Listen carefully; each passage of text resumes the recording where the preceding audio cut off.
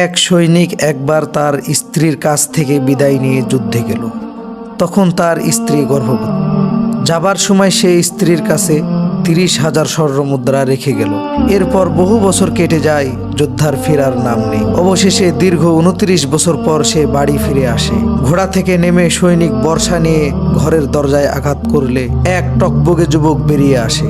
যুবক আগন্তুকের হাতে বর্শা দেখে বলল, হে আল্লাহর দুশমন, তুমি আমার বাড়ি হামলা করতে এসেছো? লোকটি তো তাজ্জব, বলে কি এই যুবক, আমার বাড়ি এটা, আর সে কিনা আমাকেই ডাকাত বলে অভিহিত করছে। বীর সৈনিক গর্জে উঠে বলল, কে তুমি? সাহস তো কম নয়, আমার বাড়ির অন্দরে ঢুকে আমাকেই ডাকাত বলছো? এবার যুবকের আশ্চর্য হওয়ার পালা। এই অচেনা অজানা বুড়ো দেখি উড়ে এসে জুড়ে বসার মতো কথা বলছে। এভাবে কথা কাটাকাটির এক পর্যায়ে একজন আরেকজনের ওপর ঝাঁপিয়ে পড়ল। বেঁধে গেল তুমুল লড়াই। কেউ কাউকে ছাড়ার পাত্র নয়। তাদের লড়াই ও হুঙ্কার পাড়ার সব লোক এসে জড়ো হলো এবং কোনো মতে তাদের থামাতে সক্ষম হলো। এবার সবাই যুবকের পক্ষ নিল। যুবক ক্ষিপ্ত হয়ে বলল, একে কাজীর দরবারে সোপর্দ না করে কিছুতেই ছাড়ছি না। লোকটিও হুঙ্কার ছেড়ে বলল, এই দুশ্চরিত্র ছেলেকে আমি বিচারালয়ে নিয়ে যাব, তখন যা হবার হবে। প্রতিবেশীরা লোকটির দৃঢ়তা দেখে দ্বিধাদ্বন্দ্বে পড়ে গেল। তারা বলল, ভাই, আপনি বোধহয় বাড়ি চিনতে ভুল করেছেন। এই বাড়ি ওদেরই, ওরা বহুদিন ধরে এখানে আছে। লোকটি বলল, হতেই পারে না, আমি ঠিক চিনেছি, এ বাড়ি আমার, আমি তো অমুক গোত্রের সর্দার। তখন বাড়ি থেকে এক মহিলা বেরিয়ে এসে বলল, এই রাবি, চুপ করো, তিনি তোমার আব্বা, আমার স্বামী।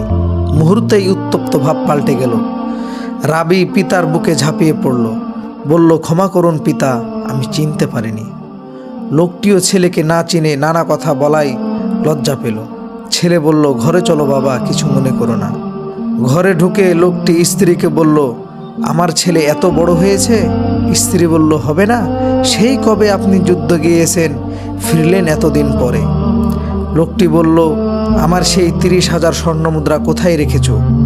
এবার লোকটি একটি থলে এগিয়ে দিয়ে বলল, এখানে আরো 40,000 স্বর্ণমুদ্রা আছে, একসাথে রাখো। স্ত্রী বলল, সেগুলো আমি পুঁতে রেখেছি, কিছুদিন পর বের করব। যুবক মসজিদে গেলে স্ত্রী স্বামীকে সালাত পড়তে মসজিদে পাঠিয়ে দিল। সালাত শেষে লোকটি দেখল মসজিদ চত্বরে বহু লোকের সমাগম, পাঠচক্র চলছে। কাছে গিয়ে দেখল এক অল্প বয়সী যুবক জড়সড়ো হয়ে নত মুখে দর্শ দিচ্ছে, আর বহু গণ্যমান্য আলেম ওলামা একান্ত মনোযোগের সাথে দর্শ নিচ্ছেন। লোকটি আশ্চর্য হয়ে একজনকে জিজ্ঞেস করল, কে এই সৌভাগ্যবান ব্যক্তি? লোকটি বলল, তিনি হলেন মদিনা নগরীর সবচেয়ে বড় ফকিহ ইমাম রাবি বিন আব্দুর রহমান। বাবা ছেলের পরিচয় পেয়ে যার পরনায় খুশি হলেন। হৃদয়ের দুকুল বেয়ে আনন্দের বন্যা বয়ে গেল। তিনি প্রাণ ভরে ছেলের জন্য দোয়া করেন ও আল্লাহর শুকরিয়া আদায় করেন।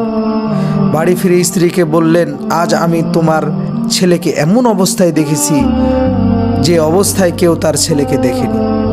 সত্যিই আমি সৌভাগ্যবান। স্ত্রী তখন হেসে বলল, আপনি এই 30,000 স্বর্ণমুদ্রা চান না এই ছেলেকে চান? আপনি রেখে যাওয়ার 30,000 স্বর্ণমুদ্রা দিয়ে আমি এই সোনার ছেলে গড়েছি। আপনি খুশি হয়েছেন? স্বামী বলল, আজ আমার খুশির সীমা নেই। তোমার মতো মহিয়সী মা যার আছে তার এমনটি হওয়াই তো স্বাভাবিক। আমার কষ্ট অর্জিত অর্থ তুমি হকের পথেই ব্যয় করেছ, আল্লাহ তোমাকে এর বিনিময় দান করবেন।